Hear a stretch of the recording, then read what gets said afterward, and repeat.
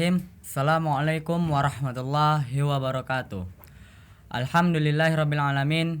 Hadana lihada wa ma kunna linahtadiya laula an hadanallah. Alhamdulillahillazi ja'alal qalama lil kitabah wal kitabah lil qiraah wal qiraah lil ma'rifah wal ma'rifah lil ibadah wal ibadah lillahi ta'ala. Puji syukur kita kepada Allah Subhanahu wa taala yang telah memberikan nikmat dan karunia-Nya yang tak terbatas, yang tak terhingga untuk kita kepada manusia yang hanyalah manusia makhluk yang lemah. Sehingga Allah menciptakan satu malaikat, yakni tugasnya mencatat, menghitung berapa tetes air hujan jatuh ke permukaan bumi ini.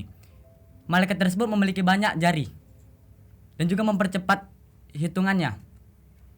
Namun dia sendiri pun juga kewalahan, mustahil baginya untuk menghitung nikmat Allah kepada manusia.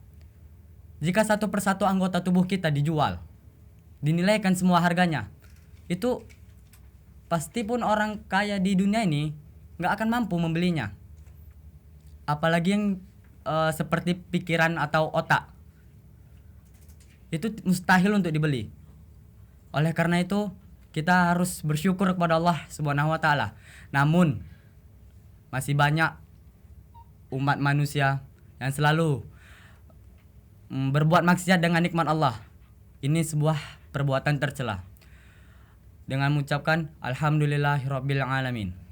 Yang kedua adalah salawat dan salam kepada baginda Nabi Muhammad sallallahu alaihi wasallam yang telah meluruskan agama kita, yang telah menjernihkan suasana keagamaan kita. Ketika Nabi Muhammad SAW berjalan di kota Thaif, dia dilempari batu, kayu, diludahi oleh orang-orang penghuni kota Thaif, hingga Nabi Muhammad SAW tuh penuh, wajah badannya penuh dengan luka, penuh dengan cucuran darah. Namun apa yang dia lakukan? Dia menampungi semua darahnya. Kenapa? Ketika Jibril berkata kepada Nabi Muhammad SAW, "Wahai Nabi Muhammad, seandainya satu saja tetes darahmu jatuh ke tanah ini, demi Allah akan aku balikkan kota ini," kata Jibril. Namun apa yang dijawab oleh Nabi Muhammad SAW? "Tidak, wahai Jibril. Mungkin saat ini mereka membenciku. Mungkin saat ini mereka tak paham apa yang aku bawa. Namun, siapa sangka bahwa 20 tahun ke depan, 30 tahun ke depan, anak-anak cucu mereka yang akan melanjutkan perjalananku ini, yang akan membela agama ini. Kita nggak tahu, wahai Jibril. Maka, biarkanlah saja. Saya terima akibat semua ini." Tidak sampai itu seperti itu. Nabi Muhammad SAW tetap memikirkan umatnya walaupun dalam keadaan sakaratul maut.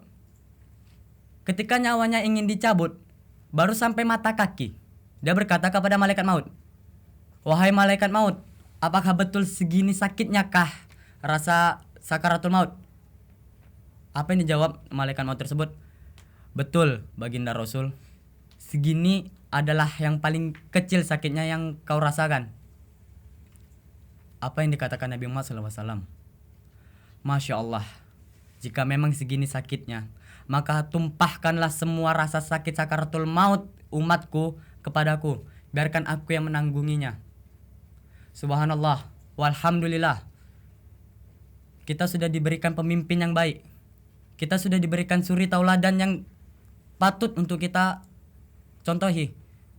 Terus apa feedback baik kita untuk beliau, Nabi Muhammad SAW, yang ini adalah menjalankan sunnahnya, membela agamanya, dan juga sholawat kepadanya dengan mengucapkan Allahumma sholli ala sayyidina Muhammad wa ala ali sayyidina Muhammad. Dan ketika kita diajak berpuasa atau melakukan sunnah-sunnah Rasul lainnya, misal nih, ada dua orang, A dan B. Yang A sedang puasa hari Senin dan si B tidak puasa. Suatu hari si A datang ke B. "Wahai B, Mari ikut bersamaku, kita puasa sunnah hari Senin. Ada dua tanggapan jika kita bisa merancang sendiri. Apa ini katakan B yang pertama? Masya Allah wahai A, insya Allah saya akan ikut bersamamu di hari kemudian lainnya. Rasulullah SAW senang mendengarnya. Namun sebaliknya, alah itu pun cuma sunnahnya, gak usah lagi. Dikerjakan dapat pahala, dikenggal pun gak apa-apa kan, gak dapat dosa. Jawaban seperti itu membuat baginda Rasulullah SAW menangis di atas surga. Ingat, saya garis bawahi lagi, ketika ada kita diajak untuk melakukan sunnah Rasulullah, namun kita menjawabnya, alah itu cuma sunnah kok, kalau ditinggalkan pun gak berdosa. Ingat, Rasulullah SAW menangis melihatnya itu. Dan na'udzubillah, mungkin tidak akan mendapatkan syafaatnya. Oleh karena itu kita perbaiki diri kita, maka banyaklah sunnah-sunnah yang akan kita kerjakan mulai hari ini. Langsung saja saya di sini akan menjelaskan tentang membangun solidaritas di masyarakat pada bulan Ramadan. Solidaritas tinggi itu memiliki pondasi, sama halnya dengan bangunan. Jika bangunan tinggi, maka harus memiliki pondasi yang kokoh. Semakin kokoh pondasinya, maka akan semakin tinggi bangunannya, semakin kuat. Juga seperti solidaritas. Namun, untuk membangun solidaritas tinggi, itu juga memerlukan perjuangan yang keras. Juga harus memiliki pondasi yang kokoh, agar kita bisa menyatukan pikiran dan melaraskan hati. Bagaimana caranya? Ini adalah caranya. Yang pertama adalah membangun rasa kepercayaan antar sesama. Mengapa yang pertama yang percaya? Karena sebuah kepercayaan itu sangatlah mahal.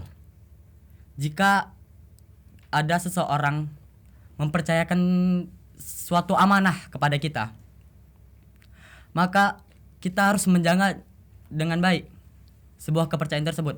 Orang kaya pun ataupun orang tinggi jabatannya, orang penting di dunia, itu tidak akan bisa membeli yang namanya kepercayaan.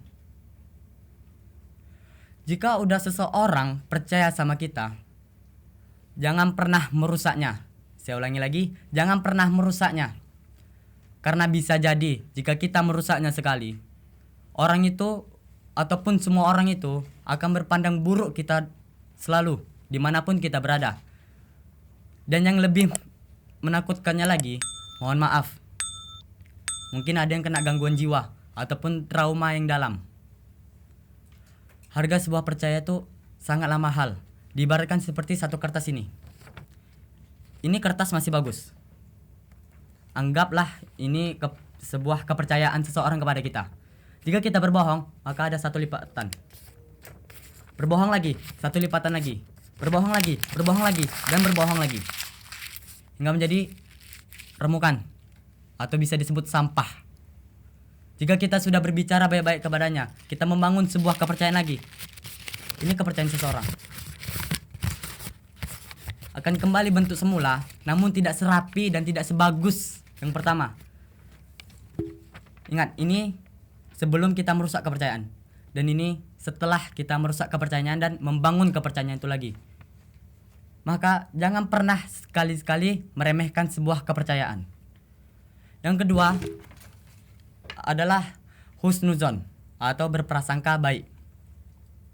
Jika langkah pertama kita sudah menuntaskan rasa kepercayaan antar sesama, ini adalah husnuzon. Jika kita mengamanahkan seseorang untuk amanah lebih dalam, itu kita harus berpikir, oh dia bisa kok melakukannya, saya nggak perlu khawatir. Jika ada masalah pasti dia akan konsultasi kepada saya. Jangan pernah berpikir, nanti kalau percaya sama anak ini bisa nggak ya? Nanti tak apa-apa pula di bawahnya.